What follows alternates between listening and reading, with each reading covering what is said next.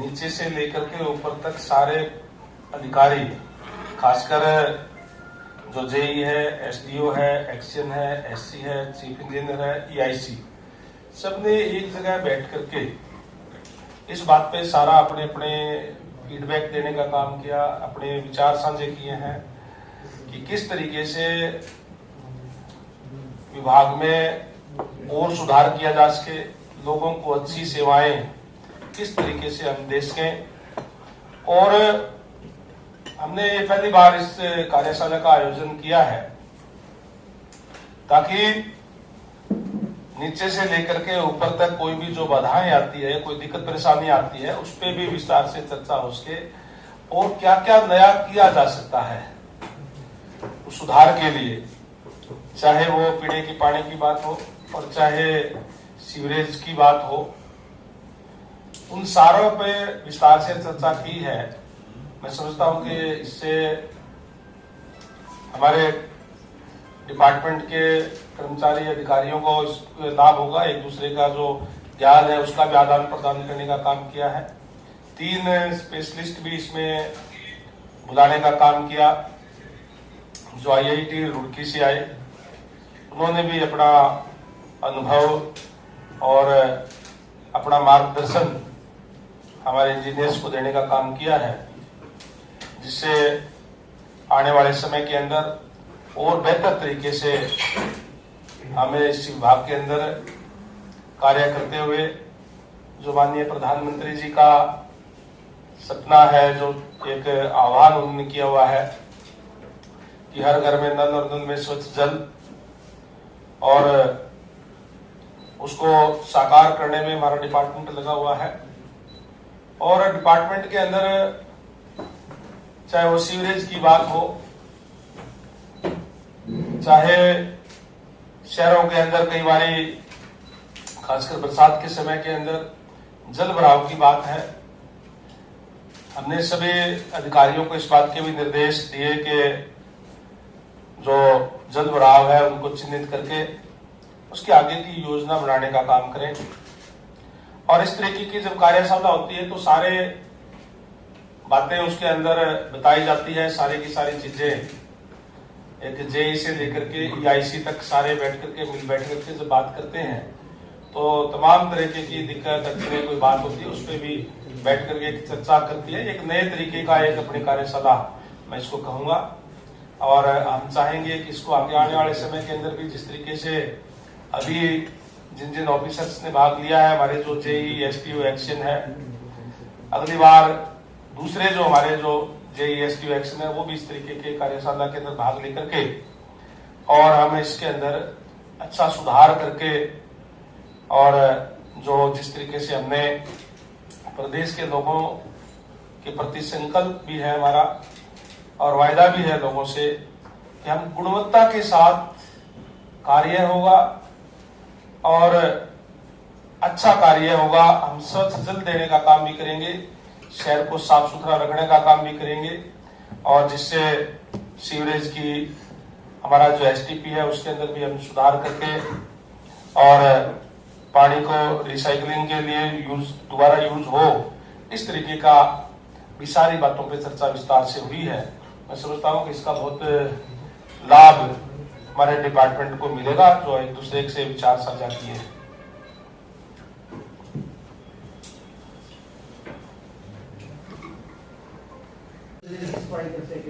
देखिए, अभी supreme court का भी आदेश है, डिपार्टमेंट की तरफ से भी हमने,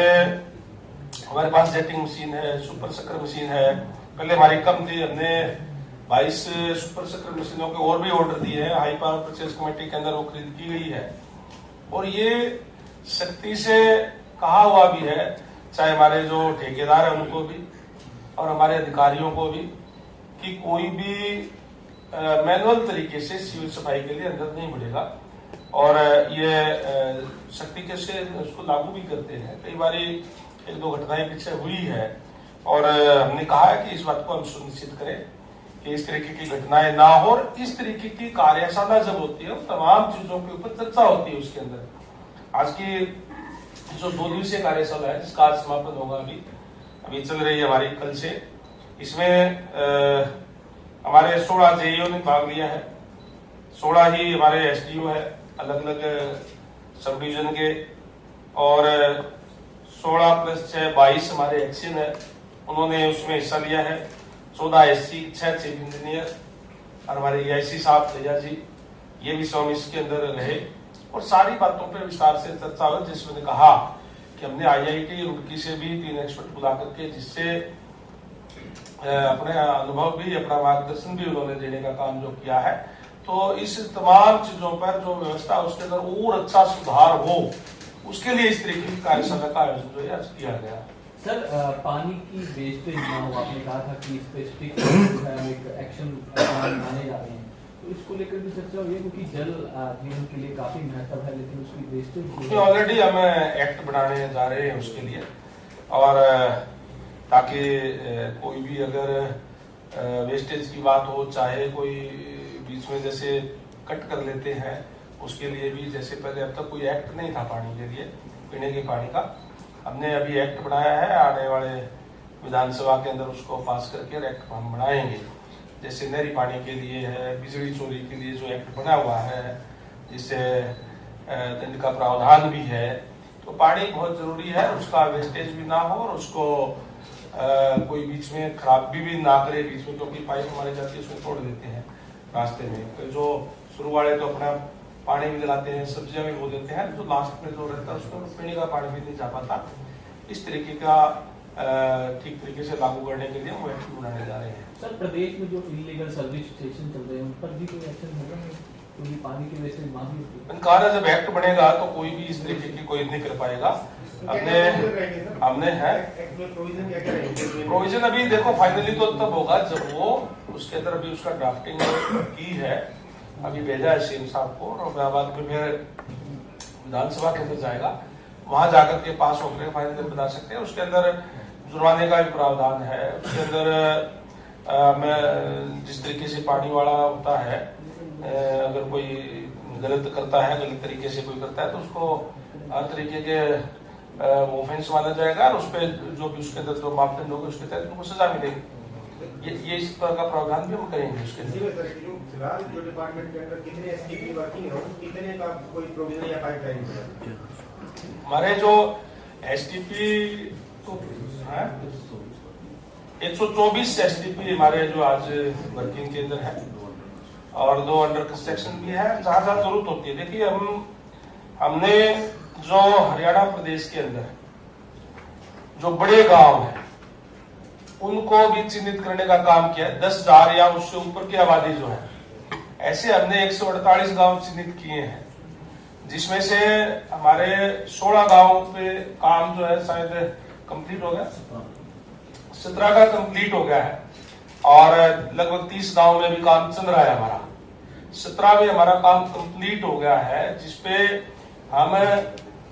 जो बड़े गांव है उसमें शहरी तर्ज के ऊपर, चाहे वो सीवरेज की बात है, चाहे 135 लीटर पर कैपिटा के हिसाब से पानी देने की बात है, चाहे एसटीपी की, और सारी चीजें, सारी सुविधाएं जो शहर के अंदर देते हैं उन गांव के अंदर भी दे रहे हैं, ताकि जो गांव के जो लोग हैं वो शहर की तरफ ना भागे, सारी की सारी सुविधाएं उनको उन बड़े गांवों के अंदर भी मिले। ये इसलिए हमने ये किया है, और मैं समझता हूं कि आने वाले 2 साल के अंदर हम सारे के सारे गांव जो है उनको महाग्राम योजना के अंदर लेकर के वो सारी सुविधाएं हम गांव के अंदर भी देने का काम करेंगे, जो शहर के अंदर है, सीवरेज की, पानी की सारी सुविधाएं जो है, इस पर भी हमारा डिपार्टमेंट लगातार कार्य कर रहा है। टोटल जैसे मैंने बताया कि 148 गांव हमने पूरे प्रदेश के अंदर इसके लिए चिन्हित किए हुए हैं। ये शहरों में जैसे आबादी बढ़ती गई और सीवरेज जो लाइन है वो क्षमता है उसकी, तो इसको लेकर भी कोई प्लान है शहरों के अंदर? जैसे आबादी बढ़ती गई है और जो लाइन है सीवरेज लाइन वो पुरानी है कई शहरों में, देखिए उससे भी दिक्कत आती है। जहां भी कोई जो आउटर कॉलोनियां बढ़ती है और उसको जब सरकार अप्रूव कर देती है, तो उसके अंदर उस आबादी के हिसाब से ही, बल्कि मैंने अधिकारियों को स्पेशली तौर पे इस बात के लिए कहा है जोर दे करके कि हमें आगे का विजन लेकर के उसकी कोई भी प्लानिंग को बढ़ाए, ताकि कम से कम 30 साल तक तो कोई किसी बात का चिंता नहीं होनी चाहिए। आज कोई भी कॉलोनी कट गई, उसको अप्रूव कर दी, उसमें मान लो 40% मकान बने हुए हैं, वो 60% और भी बढ़ने हैं, आबादी और भी बढ़ सकती है। उस टोटल चीज को लेकर के वहां की प्लानिंग, सीवरेज की, पानी की व्यवस्था करने का काम करें, ताकि कोई भी दिक्कत परेशानी जो है वो ना आए। सर क्या वाटर चार्जेस क्या ले रहे हैं आपका डिपार्टमेंट? तो गाँव में जो पानी सप्लाई है या फिर तो आप यहाँ से आप अभी दो तरीके का है शहरों के अंदर, तो जिस तरीके से कोई एक तो मीटरिंग का है और दूसरा है जो जिनके मीटर नहीं है उनका है, उस तरीके से ले रहे। गाँव के अंदर अभी तक हमने मीटर नहीं लगाए हैं और रिकवरी अभी हमारी बहुत कम है गांव के, अगर मैं बात करूं तो। शहरों की तो रिकवरी फिर भी कुछ ना कुछ आती है हमारी, लेकिन इसीलिए हमने एक्ट बनाया है ताकि जिस चीज के लिए जो सुविधाएं हम दे रहे हैं उसके कोई चार्जेस है वो भी लोगों को देने चाहिए। आपके माध्यम से भी मैं तमाम प्रदेशवासियों से गुजारिश करूंगा कि पानी की वेस्टेज ना करें। जब भी हमारा पानी आता है तो हम गांव में जाते हैं तो टूटियां जो अपने भरने के बाद में खुद ही छोड़ देते हैं, उससे दिक्कत होती है। तो पानी वेस्ट जाता है हमारा। दूसरा जो जिनके घर थोड़े बहुत ऊपर पड़ते हैं उनको पानी चढ़ नहीं पाता, तो ये दिक्कत परेशानियां आती है। उसके अंदर भी हम क्या क्या सुधार कर सके, ये भी तमाम चीजें जब हमारे सारे इंजीनियर्स बैठते हैं तो कोई कोई उसके अंदर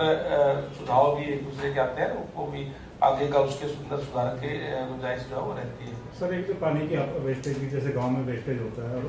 गांव में मोस्टली ना तालाब होते हैं छोटे छोटे, तो उनमें पानी बहुत ज्यादा भर जाता है और लोगों के घरों तक भी भर जाता है। जैसे बारिश का पानी गया तो टूटी रहती है, तो उसके लिए भी कोई कदम है? देखिए जो तालाब है उसके लिए हमारी ऑलरेडी पॉइंट अथॉरिटी बनी हुई है और हर गांव के अंदर तालाबों को सौंदर्यकरण के लिए उसके पानी जो है दोबारा यूज उसके लिए तालाब बना करके उसके बाद बांध लगा करके और वहाँ पेड़ वगैरह लगा करके, ताकि गांव के अंदर सुंदर भी हो, घूमने फिरने का भी हो और पानी का भी जो है उसके पॉइंट अथॉरिटी हमारी अलग से है, वो इस पे कार्य करती है। ये बात आपकी ठीक है कि जब पानी ज्यादा वेस्ट होगा, जब गलियों के अंदर जाएगा तो तालाब के अंदर जाएगा और उसमें दिक्कत परेशानी जो है वो आती है, वो ना हो। इसी के लिए हम अभी प्लानिंग बना रहे हैं कि एक पायलट के तहत हम मीटर के भी हम शुरू करेंगे, क्योंकि तो मीटर का शुरू रहता है तो लोगों कहते हैं ज्यादा यूज हम करेंगे तो बिल ज्यादा आएगा, तो इसलिए उसके ऊपर भी हम विचार भी कर रहे हैं कि शुरुआत करने के लिए उस पर हमारी अभी चर्चा चल रही है कि हम एक बार इसको मीटर के लिए भी लागू करने का काम करें। सर एक केंद्र की योजना है जल ही जीवन, उसमें कई स्टेट्स में फ्रॉड हुआ है काफी बड़ा। हरियाणा में क्या स्टेटस है? क्योंकि केंद्र ने जो राज्य हैं उनसे रिपोर्ट मंगवाई है, हरियाणा में तो कोई ऐसा मामला नहीं है। नहीं, जल जीवन मिशन है वो, और जल जीवन मिशन के तहत हमारे गाँव के अंदर भी बड़े मात्रा में हमने, चाहे वो नए वाटर्स बनाने की बात थी, चाहे पाइपलाइन हमारी बहुत पुरानी थी वो बदलने की बात थी, और चाहे कोई बूस्टिंग स्टेशन बनाने की बात थी, वो हमने कार्य हमारे हुए हैं। मैं समझता हूँ कि पिछले 3-4 सालों के अंदर कोई भी गांव ऐसा नहीं है जिसमें 1 करोड़ से लेकर के 4-4, 5-5 करोड़ रुपए तक के काम ना हुए हो। और आज मैं कह सकता हूँ कि हरियाणा के अंदर पूरे हर गांव के अंदर हमारी लाइनें बिछी हुई है, हमारा पानी जा रहा है, चाहे हम नहरी सिस्टम से पानी दे रहे हैं और कई जगह पे हम ट्यूबवेल सिस्टम से पानी देने का काम हम करते हैं। पूरे प्रदेश के अंदर अगर बात करूं मैं तो हमारा टोटल उसके अंदर हमारा जो 2 तरीके से हम पानी देते हैं, एक तो नहरी सिस्टम से और एक हमें ट्यूबवेल सिस्टम से। तो टोटल इसके अंदर जो शहरी कितना है,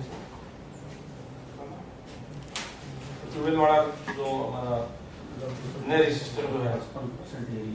55% एरिया ट्यूबवेल का हमारा है और 45% हमें जो है उससे नहर आधारित पानी लेते हैं। इसमें पानी की आपूर्ति करने में 2443 जो है कैनाल आधारित हमारा सिस्टम है और 4854 ट्यूबवेल आधारित है, जिससे हम पानी सप्लाई देने का काम जो है वो करते हैं। और ये 2445 और 2854 क्या अलग अलग जो सिस्टम जो बनाए हुए हैं